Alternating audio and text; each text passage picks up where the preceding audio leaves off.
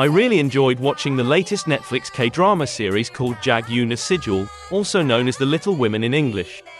The series depicts the story of three sisters who get involved in a case that leads them to fight against the richest and most influential family in South Korea.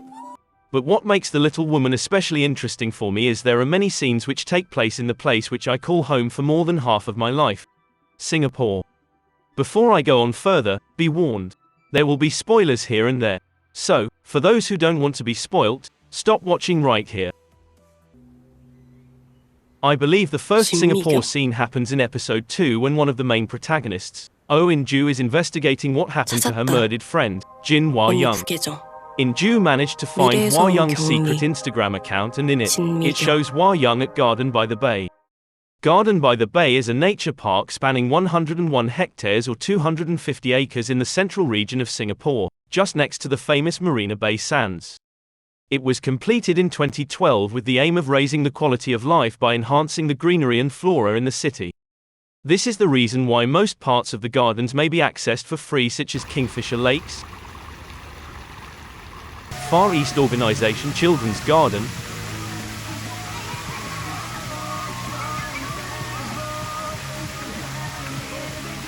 Serene Garden, and of course the iconic super trees. Super trees are tall structures which resemble giant trees, with the tallest one being about the height of 16-story building. They function as a vertical garden, housing over 162,900 plants of over 200 species. You can find 12 out of 18 super trees at the Super Tree Grove. Wait a minute, that place looks familiar. Yes, you are right. It is the exact spot where Hwa-young is seen posing in the garden. Hwa-young seems to look at the OCBC Skyway, which is a 128 meters suspension bridge at the height of 22 meters, linking two super trees together. As shown in Hwa-young's Instagram feed, she also went to the garden at night, and in order to experience how the garden scenery changed from daytime to nighttime, I will say the best time to visit the garden is around 4 p.m. Especially in the evening, be dazzled like Hwa-young by the magnificent sight of the super trees being lit up, and let the musical shows entertain you at night. The musical show happens daily at 7:45 p.m. and 8:45 p.m., and there will be a new musical show every month. Currently, the World of Fantasy is being played. It tries to get us in touch with our inner child as we enter a magical garden where different worlds of fantasy unfold. And the best part is, this show is free of charge. In Hwa-young's Instagram feed, there is also a photo of Singapore's skyline at nighttime from the top of the Singapore Flyer. Singapore Flyer is an observation wheel in the downtown core district of Singapore. In total, it has 28 air-conditioned capsules, each able to accommodate 28 passengers.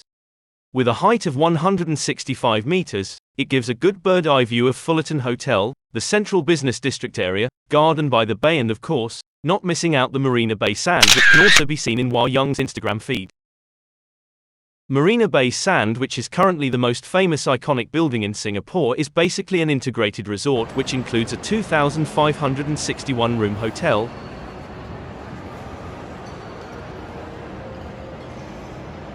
a convention exhibition center, an upscale mall, celebrity chef restaurants, 2 floating crystal pavilions, and a big casino. Oh yes, there is also a museum known as Art Science Museum housed in this flower-shaped building. In fact, in one of In-ju's flashbacks of Hwa-young, both can be seen in a permanent artwork at the museum known as Space, where as much as 170,000 LED lights are being used to create the effect of a surreal celestial space.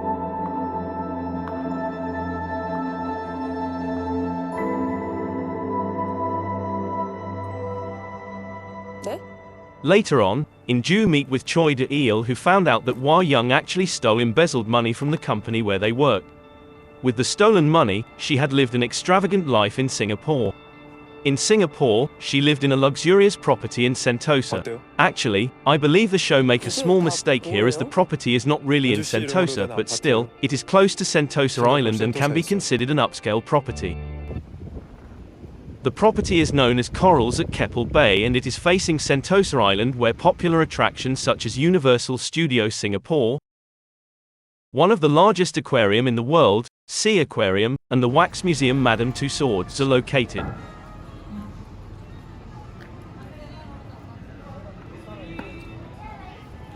Returning back to the story, Choi De-il also found Hua Young being a student at the Singapore Management University, or better known as SMU.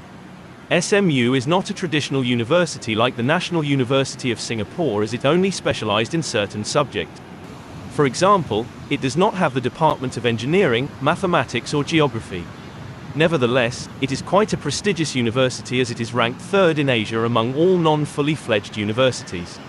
Moreover, since it is located in the heart of the downtown area and within walking distance to many tourist attractions such as the National Museum of Singapore, which is just next to the campus, the National Gallery of Singapore, and Orchard Road, which is every shopper's paradise, one can plan a short visit along the way, to simply hang around this beautiful campus like Hua Young when she was a student there. Have I told you guys that I especially like the campus's garden there? But the surprise does not end there. They found Hua Young is actually using Inju's identity while living in Singapore, and as a result, the bank accounts which hold the stolen 70 billion won is currently under Inju's name. Due to greed, Inju and Choi De-il planned to take the 70 billion for themselves, and in episode 8, they finally went to Singapore. In Singapore, Inju stayed at a famous hotel, known as the Fullerton Hotel. The Fullerton Hotel is previously a general post office building which is converted into a 5-star luxury hotel located near the mouth of the Singapore River. Fun fact, in 2015, this neoclassical building is gazetted as a national monument.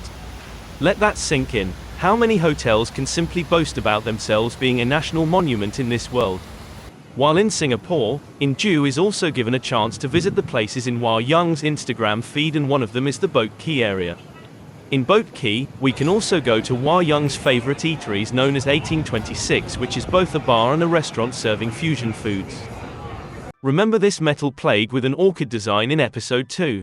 Episode 8 actually gives us the location of this plague, which is supposedly near the Window of Hope sculpture near to the Fullerton Hotel, but the plague seems to be taken from another location. However, just next to the sculpture is another luxurious hotel, the Fullerton Bay Hotel. Does it look familiar? Yes, it turned out to be the place where the orchid auction takes place. Pleasure to meet you. It's a pleasure. After the short escapade, it is time for both Inju and Choi De-il to go back to their original plan to withdraw the 70 billion won from Singapore banks. On their way to the banks in Central Business District, we can see they pass through Chinatown and Clarke Quay, as can be seen by this building which is shown quite prominently in the show. It is another 5-star hotel known as Park Royal Pickering, which won multiple accolades for its eco-friendly and sustainable concept design. Unfortunately, along the way, the bad guys managed to catch up to Inju and they ramped a rubbish dump truck onto her car along Robinson Road. Apparently, the collision in episode 8 is not a CGI scene but is made with real stunts and props, as can be seen from this video from one lucky netizen who was able to witness it firsthand.